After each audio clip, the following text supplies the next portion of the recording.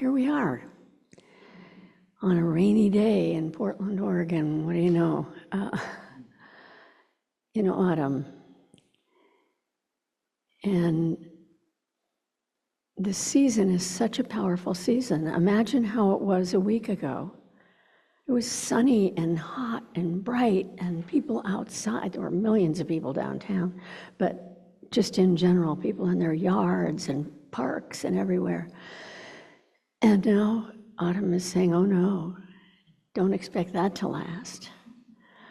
And we have actual rainy, dark weather coming.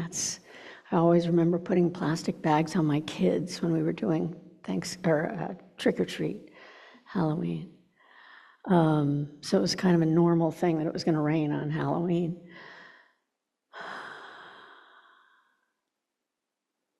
And lots of us particularly love spring and love summer. And fall can be bright and beautiful and full of energy and full of change and unpredictable. But we do know where fall is heading.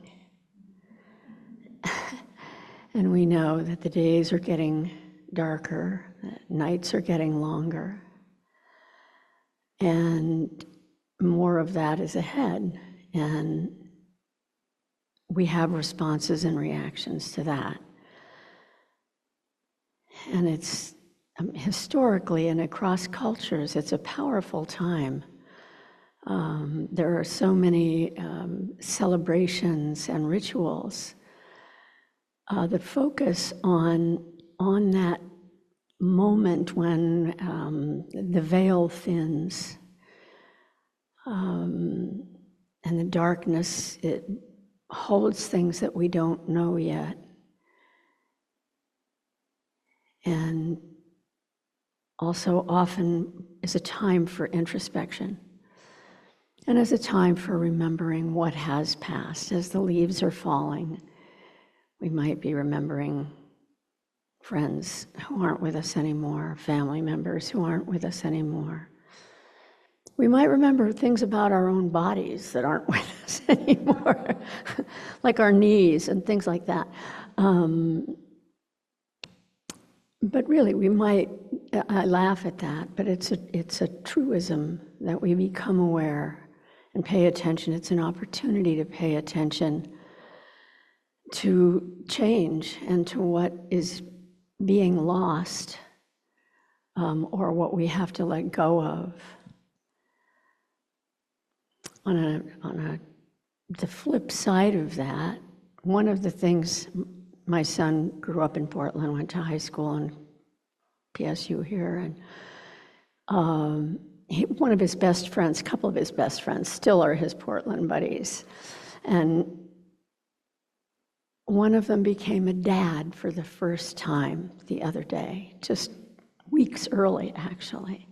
And it's like, okay, Owen's life has changed forever. If you have any children or have friends who have children or have nieces and nephews, you might know that having a child enter your life is a wonderful and magical thing, and it changes everything and changes things in ways you didn't necessarily expect.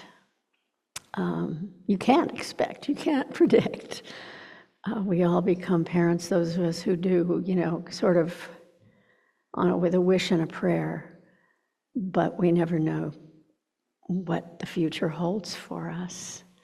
But right now there's this tiny new little being in Portland, Oregon. I'm sure there are more than one, but there's this one who has touched my son and touched his friends because he's the first of the guys in this circle to become a father.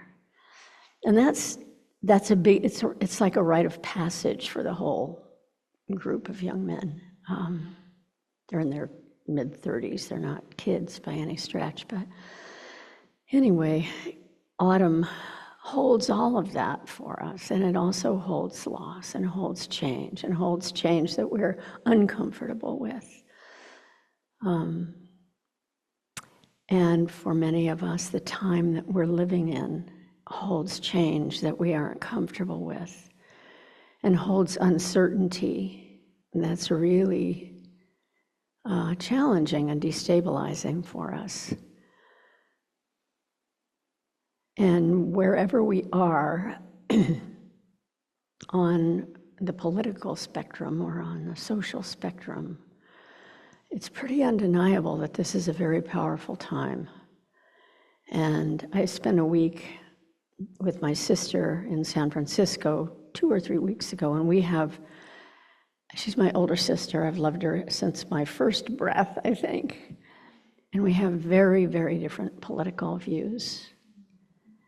And we've known that for quite a while, and we have sort of agreed that loving each other is more important than our opinions. And so we avoid the things that are toxic for us because they will destroy relationships. They do. And there's plenty to talk about that we love. She lives in San Francisco. We spent a lot of time down by the bridge and near the bay, and so beautiful. And the weather there was beautiful at the time as well. And so much that we love about the world. While I was there, I attended a huge memorial service for one of my teachers, Joanna Macy, who died in summer. And there have been numerous smaller gatherings for Joanna around the country and around the world. But this was her family's gathering. It was at Grace Cathedral, so there were a lot of people there because she lived in the Bay Area for 50 years. So lots of people, but and one day, the day after the service, people were invited over to visit a space where one of her assistants and students had established a conscious community. It's an intentional community, but it's a group of houses that each were bought separately and have become this wonderful, vibrant space of permaculture and of spirituality and of social justice action and of community building. Really wonderful space. I chose not to go that day. Instead, I went to Joanna's grave, where she was buried up on a hillside above Mill Valley in Marin. And she and her husband are there together. Fran died almost 10 years ago. But it was a beautiful day, and it was a beautiful hillside and a beautiful view of Mount Tam in the distance. And I couldn't help feeling how glad Joanna is to be there with Fran right now.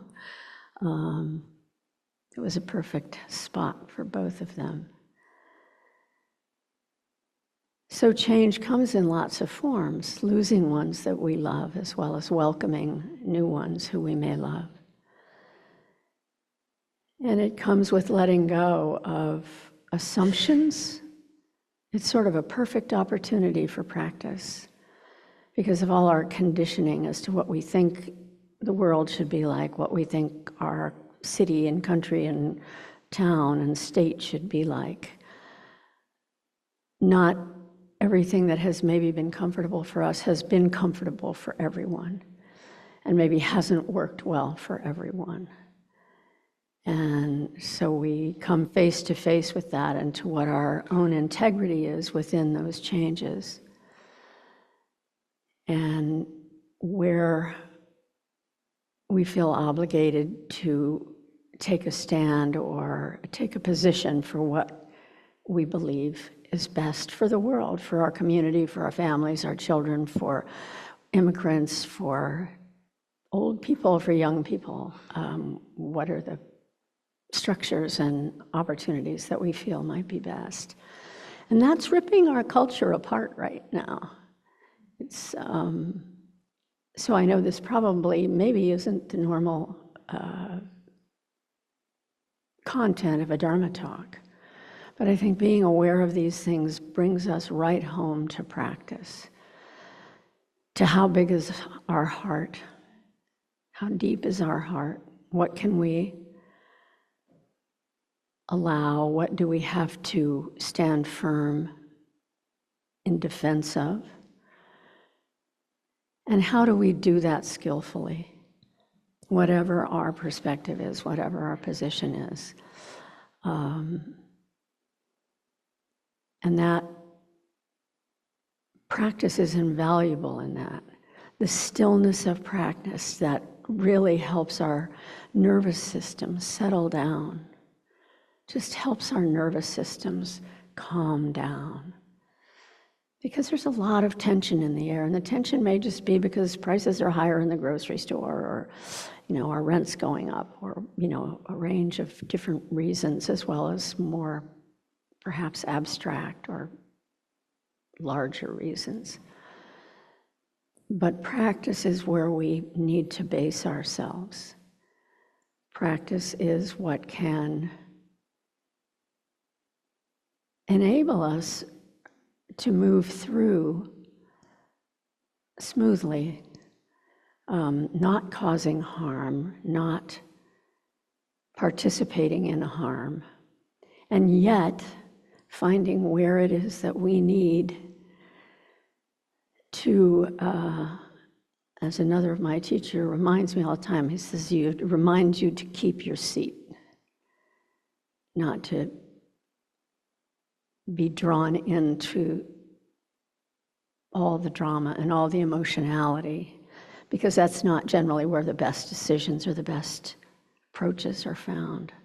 So we come back again and again to whatever our practice is. Joanna's practice was, she was a Buddhist scholar, she deeply trained in Buddhism, but her guru, her Buddha, was the earth. She loved being alive here on earth. So where we find our sense of values, where we find that, where we find, here's a space where I can rest. Maybe it's right here in the Dharma hall. Maybe it's sitting on my front porch. Maybe it's sitting by the ocean. Maybe it's walking in the mountains, hiking by forests.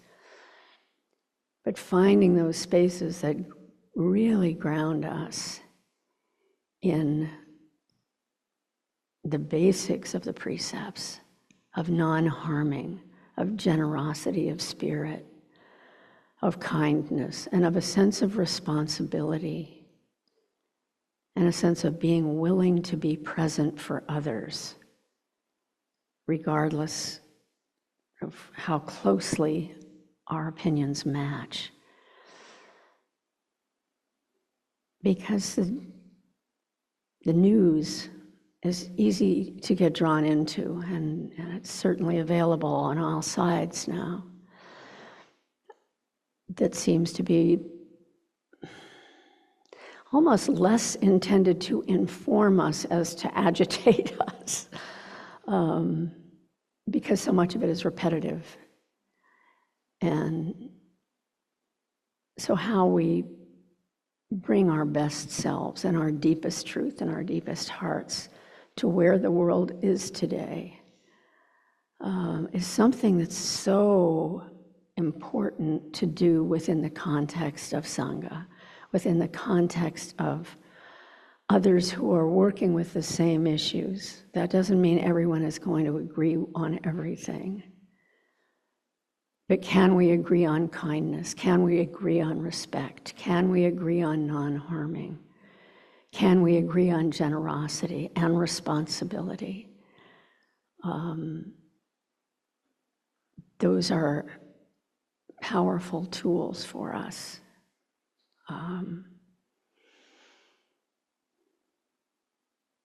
Yeah.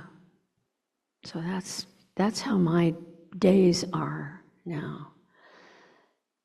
Spending time, I field so many phone calls and so many emails, we probably all do, with oh my gosh, what's happening? Oh my gosh, did you hear about that? Oh, am I supposed to do that? Or just being overwhelmed. I work 2 jobs. I have a husband who's ill. I'm having a son who's having surgery. We all have a lot of stuff going on in our lives. And sometimes it's all just too much. And that's when we need to be able to just shake it off and shake it so that we can be effective in bringing forward the world we want to live in, the world we want our children to live in, the world we want all children to live in.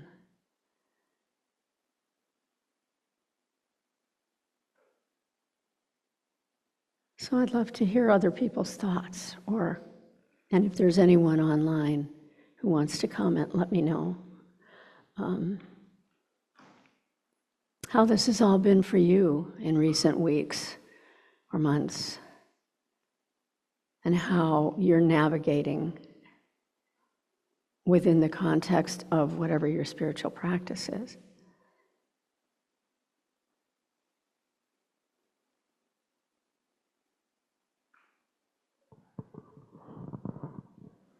I'm Connie. Hi, Connie.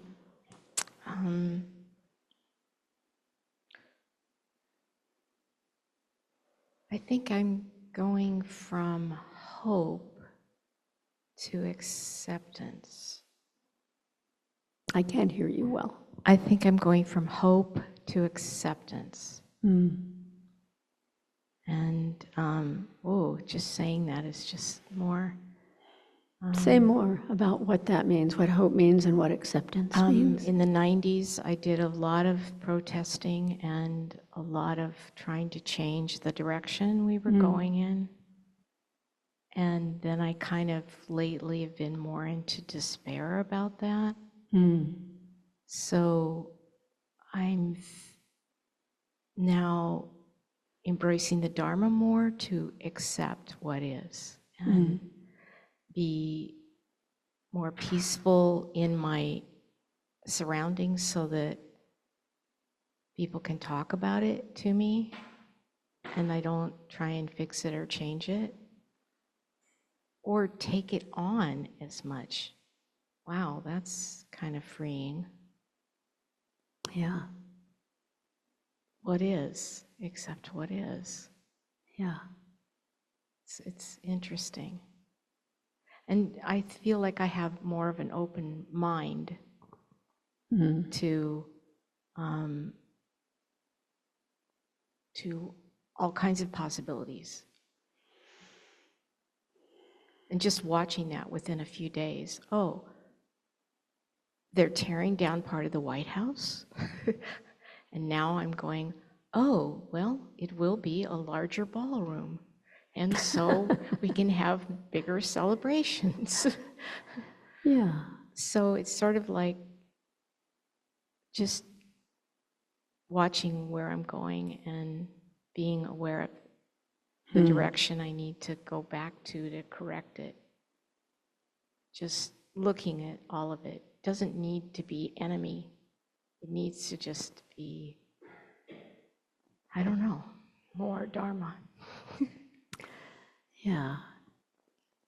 Impermanence. You watch the White House being torn down. It isn't nothing. It isn't insignificant. But nothing is able to avoid change. Everything changes. So what our possibility is things changing in fresh ways that they needed to change and need to change. Yeah, there's that story you hear, I don't know if it's a Tibetan story or what, but where someone's son fell and broke his leg, and then all the neighbors said, "Oh, what a tragedy, your son broke his leg. That's so sad, I'm so sorry." But then the government came and wanted to draft all the young men into service, and they wouldn't take him because he had a bad leg. And the father said, we'll see how this goes. We don't know the outcomes, all the outcomes. And so if we hold too tightly, we know change is inevitable, and I want change to look the way I think it should look. I think it's an interesting challenge to know what you believe, to know what is strong for you, and to respect others as well. And that somehow we find our way through this if the systems don't all fail and it doesn't become chaotic, hopefully, because we want there to be as little suffering in the process of change as possible.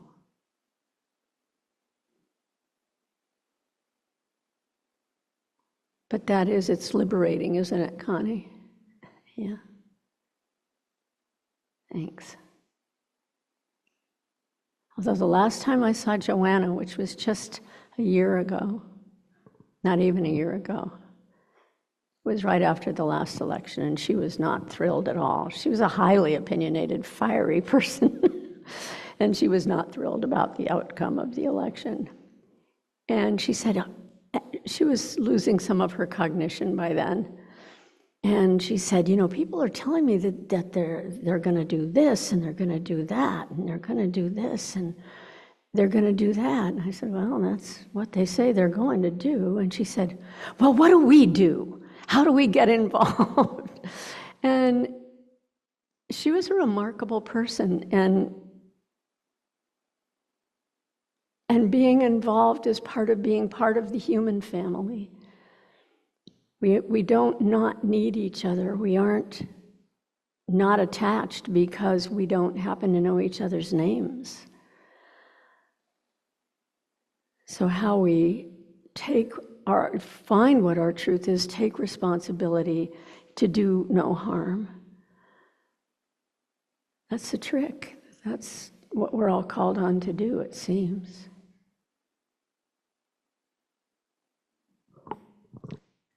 Yes. Hi, Betsy. My name's Maggie. My pronouns are she, her. And your story about your sister just really resonated with me. Surprisingly, I participated in the march last Saturday and had my costume and signs, and I was with some friends, and it was such a high to witness not just the enormous number of people that were there, but the creativity of Portland was totally on display. And I just love that. I just love that about Portland. And I was so excited when I got home, and I wanted to tell my daughter, who recently moved to Southwest Washington, and to let her know that I wish she'd been there. We could have marched arm in arm. And she said to me, Mom, I don't agree with a lot of the things that you were marching for. Mm. And I just felt this, I was aghast. I was just like, oh no, I've raised a Republican? How is that even possible? Her father was a communist. I haven't used those words, either side. Right, excuse me. And I luckily, after years of practice, mindfulness kicked in immediately. And I realized, there is no point in debating. There really isn't. If she has her opinion, she's a young woman now. She's grown. She's an adult. And what I can do is respect those opinions and hear her point of view and move on, and not get caught up in her story of how she sees the world, or have her get caught up in my story and how I see the world. But it's such a reminder, whenever I'm traveling in rural Oregon, if I know I'm going to some places, I take off my bumper stickers. Mm. I have found that my own actions in the world are a little bit more circumscribed, and that how important it is to bring mindfulness, to bring awareness to my speech. And I just said to my daughter, I think we're going to agree to disagree, and that's okay because I love you, and I will always love you. Yeah. And I think that's what changes the world. Yeah. So thank you for sharing that story about your sister. I'll share one about my kids. I'm too. glad I'm not alone. And you are not alone, I'm sure, but not just with me. People who've known me for any amount of time, like my kids and my family, know that I'm pretty well on the left side of political spectrum. Well, my kids have grown up thinking I'm pretty old-fashioned, I'm pretty conservative. They're seeing needs for change that I never saw. I learned so much from my kids. Phew. And they'll call me out on things where I'm being, I don't know, a little stodgy, or at least not open to listening. And that's so crucial. And it's especially crucial, I think, within families, of course, but also within generations, that we can hear and respect each other. And no, I'm not going to grow up in the world and deal with the world that my kids are. And so I have to respect their opinions, because the world, the mess that they're in, was left by my generation. So how I have to respect their thinking, because they're intelligent, curious, well-educated people. And how wonderful that we get challenged that way, that we have to look again at our own perspectives. Because if all we're with is people who agree with us, ooh, that's kind of dangerous territory to hang out in.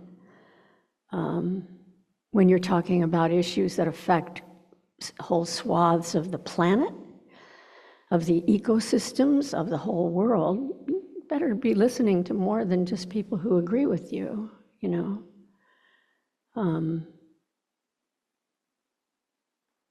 But again, as long as the conversation is able to take place within the context of generosity and kindness and respect and responsibility,